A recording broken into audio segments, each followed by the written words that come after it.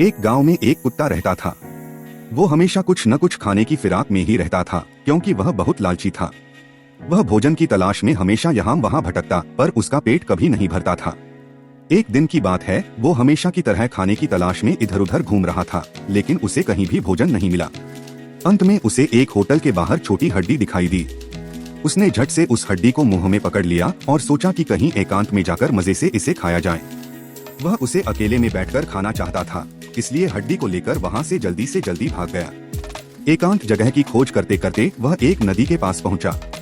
नदी के किनारे जाकर उसने नदी में झांका तो अचानक उसने अपनी परछाई नदी में देखी। वो समझ नहीं पाया कि यह उसी की परछाई है। उसे लगा कि पानी में कोई दूसरा कुत्ता है, जिसके मुंह में भी एक हड्डी है। उस लालची कुत्ते ने सोचा क्यों न इसकी हड्डी भी छीन ली जाए। अगर इसकी हड्डी भी मिल जाए तो खाने का मजा दुगुना हो जाएगा। वह उस परछाई पर जोर से भौंका। भौंकने से उसके मुंह में दबी हड्डी नदी में गिर पड़ी। अब वह अपना खाना भी खो बैठा।